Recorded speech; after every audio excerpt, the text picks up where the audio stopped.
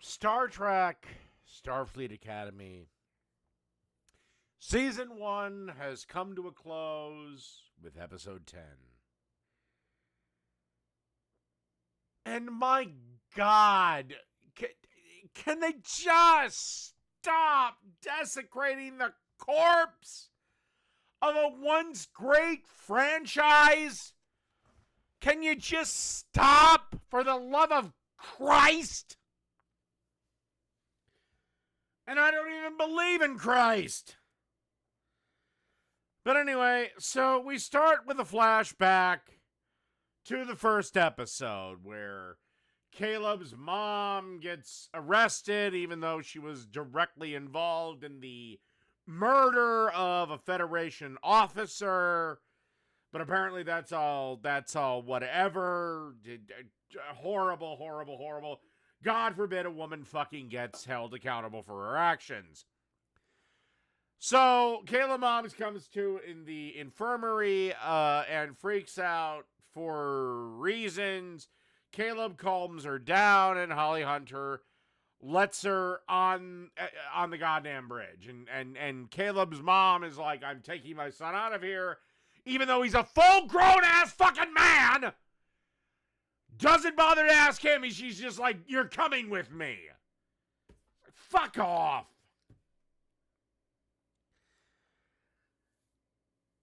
And what's funny is a bunch of fucking cadets are on the bridge, but I thought as a general rule in Starfleet, maybe this switched up with DS9 and the Dominion War and blah, blah, blah, blah, who gives a fuck? I thought only officers could be on the bridge. Now, you might be a fucking ensign, but you had to be an officer. Enlisted men and women couldn't be on the bridge. Or is that something like money in the Federation, so it's flexible? Also, how did the fat Jem'Hadar chick get off the ship without Trig Notaro? Because in the spring break episode, they were one of the only people left on the Athena.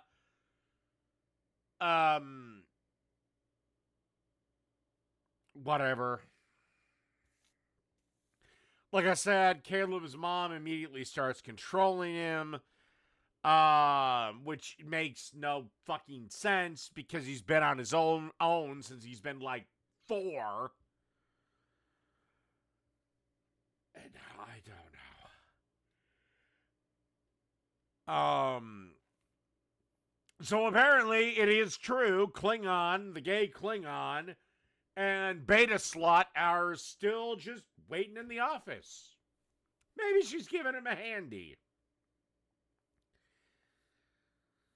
So they decide to hide the cadets in Airlock B by lowering the air pressure, whatever, who cares? I hope they all die.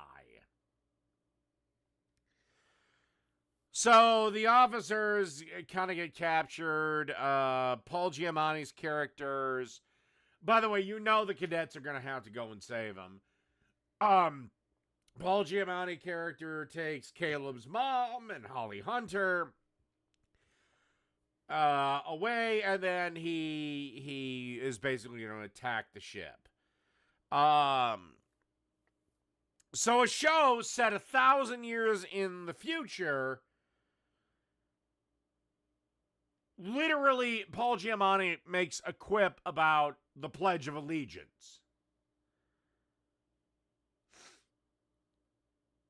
Why would anyone know what the fuck the Pledge of Allegiance is when America has not been a thing in this timeline for centuries? So we get one brief glimmer of hope, and you see the saucer section blow up. By the way, the doctor, I don't know, makes himself part of the computer or whatever. I don't care. You get one brief moment of hope that they all died. Except they didn't. The doctor used his magical powers to project a holographic ship they destroyed, and then somehow shielded the real saucer section from not being picked up by enemy sensors. Now the cadets are taking the on-fire ship. By the way, the ship in this episode is perpetually on fire for the whole fucking thing. Do they not teach fire suppression techniques in whatever fucking time this takes place in? Nobody thought to be like, hey, get a fucking extinguisher. Can you extinguish this shit, please? So the doc comes back, rematerialized. He's all fucked up because they use his 1,000-year-old hollow emitter, which is like, really? Nobody bothered to upgrade that damn thing? But whatever, fine, fuck it. Or mass fucking produce it. By the way, I believe, and I know I'm gonna get this wrong. Hold on, I need another goddamn beer.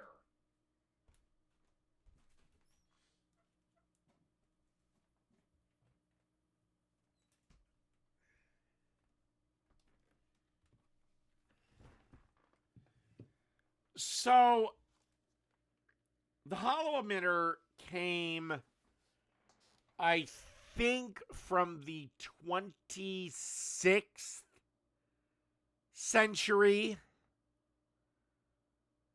No, 29th. 29th.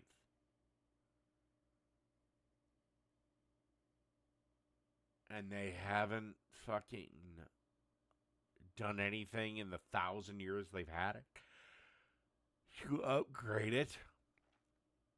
We're in the 33rd century.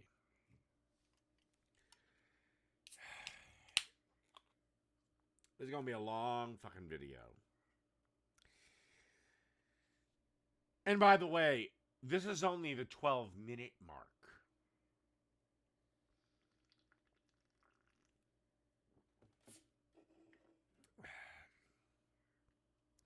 So Beta Slut then gives Caleb a heroic speech, which inspires him.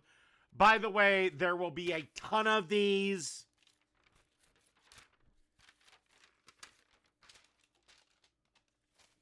So Paul is bringing the Athena, at least the university portion of it, to the edge of Federation space, which somehow he has mined. By the way, it took days for the goddamn Federation to mine the fucking wormhole in DS9. Took them days to mine one teeny tiny wormhole. But apparently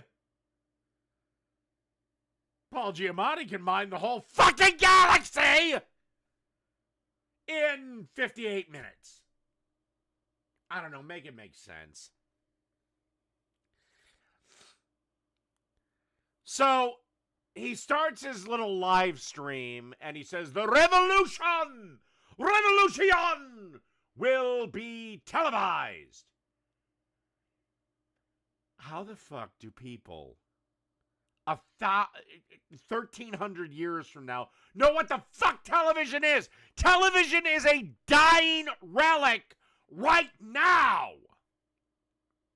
Let alone what it'll be a fucking over 1,000 years in the future. Oh my God. This episode is horrible. Now, I find it a little ironic that the episode is called Rubicon, because that's the famous thing of Caesar crossing the Rubicon to take control of Rome. But Caesar was Roman, taking control of Rome.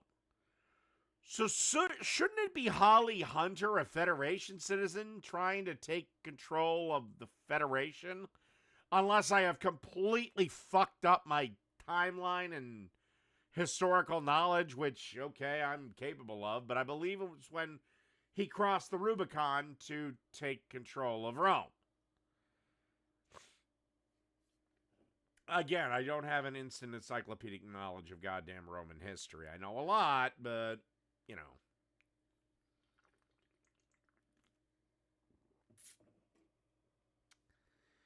So,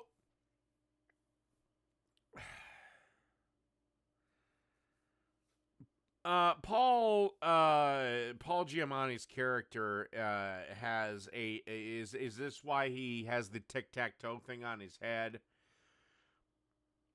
Because he would watch Federation ships with supplies just breeze by his fucking world. And why would an alien 1,000 years, over 1,000 years in the future, know what the fuck tic-tac-toe is? Again, grew up on a completely different planet, zillions of miles from Earth, but he knows what tic-tac-toe is. Do the writers even understand the concept of an alien race? They don't play human games when they've never fucking met a human. So, apparently, Paul Giamatti's character, whatever his name is, who gives a shit, apparently he says they died because they were starving, and his father built a weapon that took a shot at a Federation ship, and the Federation came back and basically destroyed them.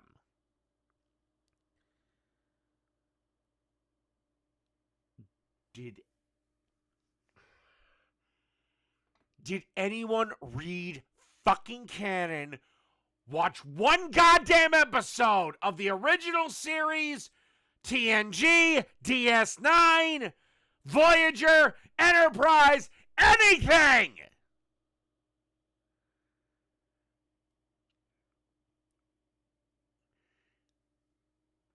Or did they only watch the episodes that involved the fucking mirror universe? God damn it. And this is not even 20 minutes in, and we've already shattered 60 years. 60 fucking years of canon. I finally found out what Holly Hunter's character's name is. It's Nala Aki. I'm just going to refer to her as Holly Hunter. So they apparently hit an eddy and they fly and try to get out of it. It's a pointless drama scene. So Trig gives another heroic speech. By the way, these will become more frequent as this episode goes. About coming together or dying, and gee, it's almost just like the simulator. So she has to go fix the warp core. She takes Caleb and she gives little Princess, the one with the fucking eyebrow things, she gives her the captain's chair. Why? Fucking every male on the ship has proved to be more competent at command than her. Or are we just going to be girl bossing our way across the goddamn galaxy?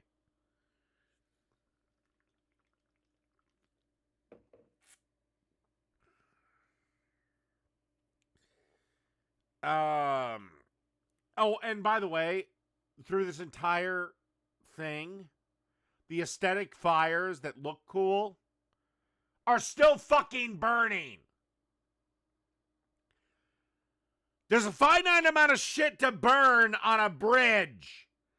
Maybe somebody should look into this before the damn fire spreads. Because one thing fire likes to do is grow. Can the gay Klingon or the beta slut or somebody grab a fucking goddamn extinguisher?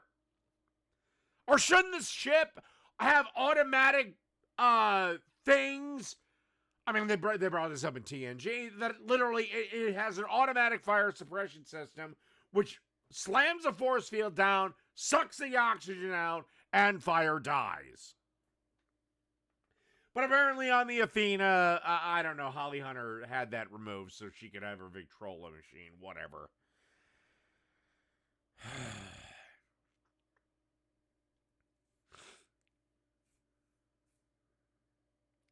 And then there's something about Omega, and I hate anything about Omega. Because it was established in canon that the Federation would actually violate the Prime Directive, meaning a pre-warp civilization. If they're fucking around with Omega, the Federation would actually bomb them out of the sky. Like, they would do anything. The Omega Directive overrides the Prime Directive. But, you know, why should I care about canon? The goddamn writers of this fucking show certainly don't.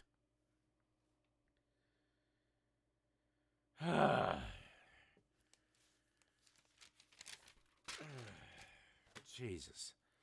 So Holly Hunter flips the tables on Paul, saying, you know, your colony was not that desperate. You had something to trade.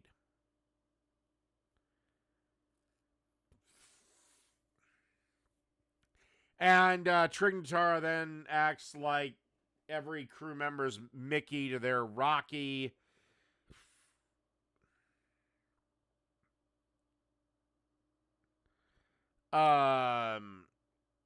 So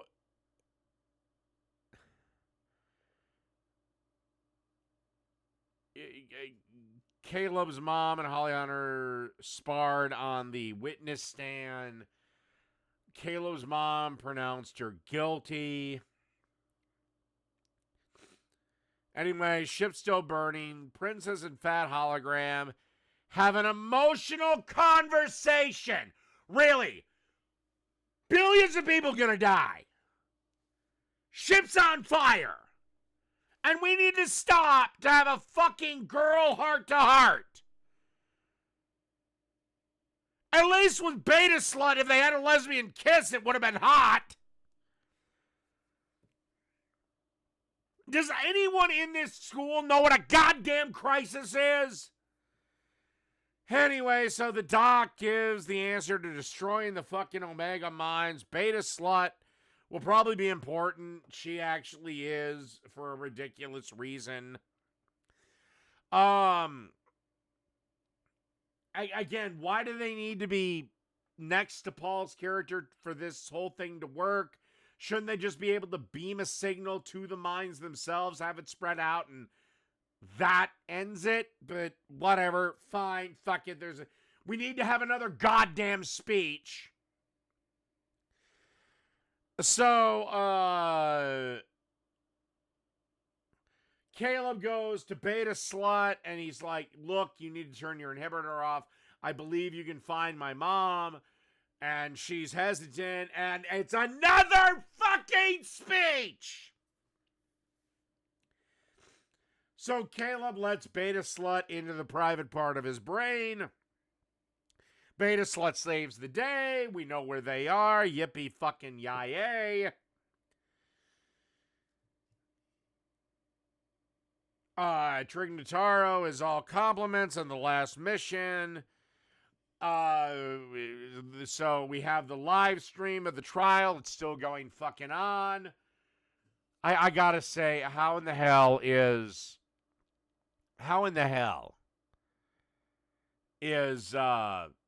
live streaming still a thing 1,000 years from now?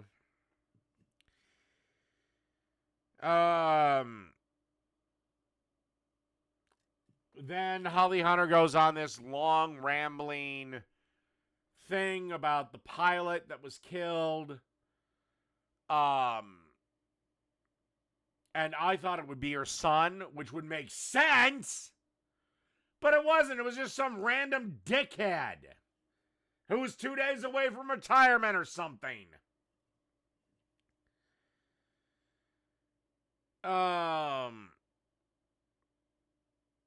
So she makes another speech, and blah, blah, blah. It ends in a who cares? Anyway, Caleb goes into the trial in a shuttlecraft, or however the fuck he got there. They could have fucking thrown him by his dick into the other ship for all I care.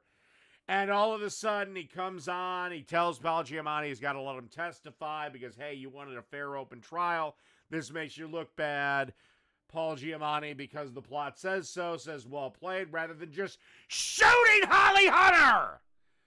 But whatever, and he goes on to make another speech, the 673rd speech of this fucking episode. So Caleb makes the pitch he's going to stay in Starfleet. Holly Hunter had to wait until now to reveal the truth that it was Paul Giamatti's daddy who killed his fucking everything. And this is speech number 84601 in this episode.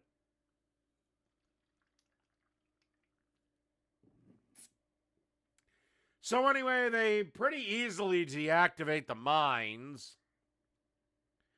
All, I don't know, 50 zillion of them. Because again, it took the Federation days to mine a one fucking entrance to one fucking wormhole. Oh, God. Anyway, so they deactivated. Starfleet warps in. Paul's character's arrested. I don't know if he'll be in season 2, because the rumor is that he signed up for all of it.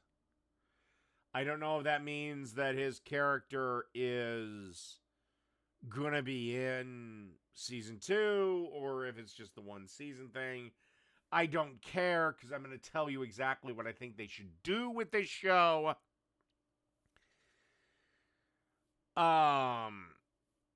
So they have some fucking formal dinner. Caleb's mom is apparently forgiven for her crimes.